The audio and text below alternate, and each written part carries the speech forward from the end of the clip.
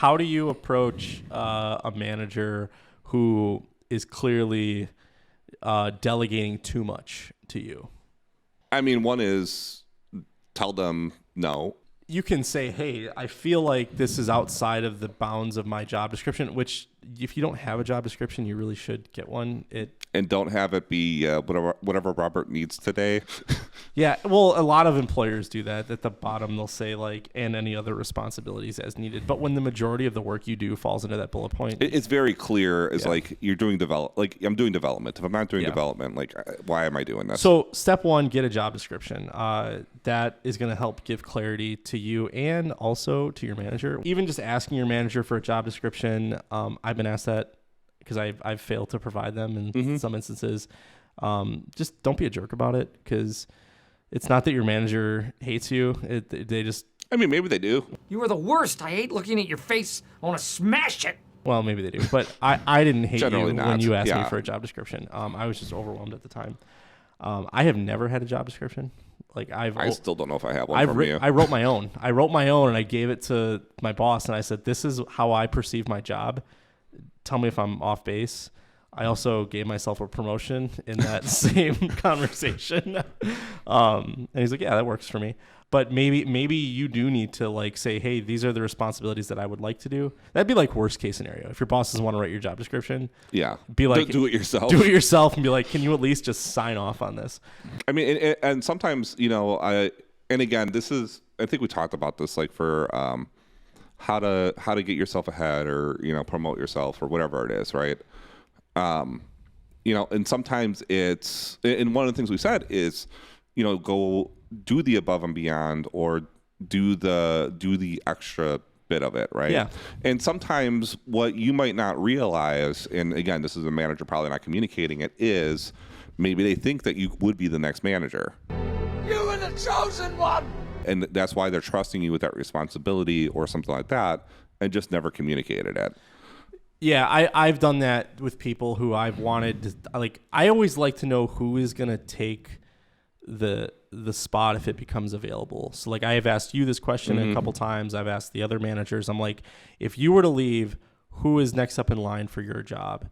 And if they don't know, I encourage them to give some of their team who've expressed desire opportunities to go beyond their job description. Give them, like, what you've done in the past is when you're sick or when you're on vacation, you've consistently chosen one member of your staff, two to fill in for you. Yeah. One for the technical side and one for the business side. Yeah, and that has given them some really good experience.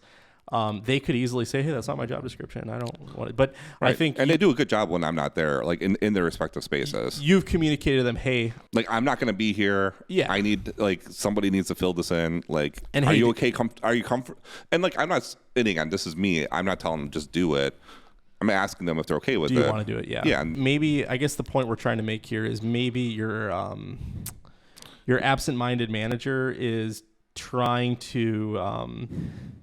test the waters to see if you'd be interested in some additional responsibilities. Just have a conversation with them. Like, just be like, hey, if you're not comfortable with it, like, they shouldn't be mad at you about it. Yeah.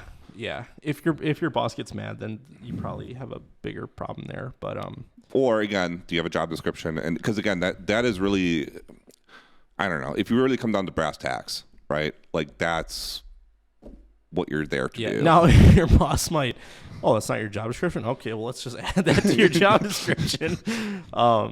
That do this stack of papers. Yeah. What is the work that typically gets pushed on that a manager should be doing?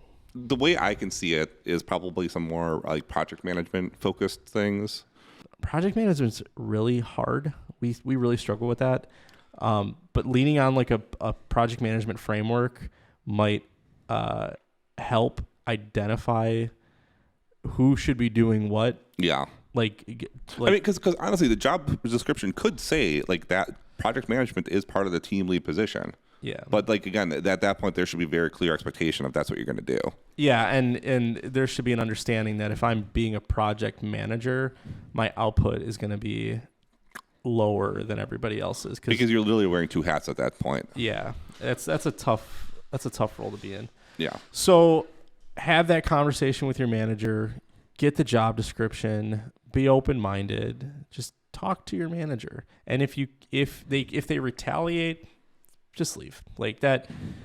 The bottom line on all this is the extreme is just leave. Just leave. Well, but don't have the conversation at least. Like talk to your manager, be open. Don't be accusatory or angry. Just extend, and this is just a general rule that I live by, extend the other person the courtesy of giving them the benefit of the doubt. Don't just say, hey, I want to talk to you. I'm mad at you, and here's why I'm mad. Be like, hey, this is how I feel.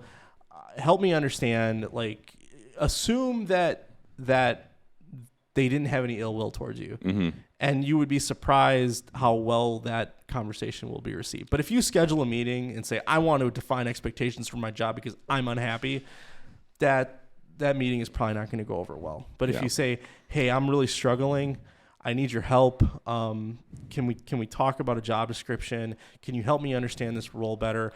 I'm not understanding where my job starts and your job ends. Like, help me.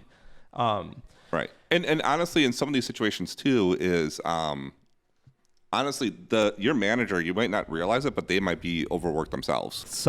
Most managers, they hold on to some of their responsibilities that they had as leads. Don't look at me. And well, I'm looking at myself too. Like, and as a result, you are picking up their responsibilities as a manager. And I had this conversation with somebody quite recently where I'm like, at some point you just got to walk away from your role as, in this instance, they were a product owner. Mm-hmm. And they were like a domain expert in troubleshooting tier 3 bugs. And I'm just like, you've been transitioning out of this role for 3 years. You just got to rip the Band-Aid off. Stop it. Get some help. And you need to be a manager because your team are drowning and they need you 100% as a manager, fully invested in them. Don't worry about the picking up the slack of everybody else in the company. Just focus on managing your team. And when he did that, the team started to kill it. They started doing great. So a lot of managers really struggle getting out of that mindset of, I can be effective as a doer, and I'm going to keep doing that until I can't anymore. Or somebody can do it just as well as me. Nobody's going to do it just as well as you. You need to let that part of the company struggle for a little bit so you can be a better manager for your team. Yeah.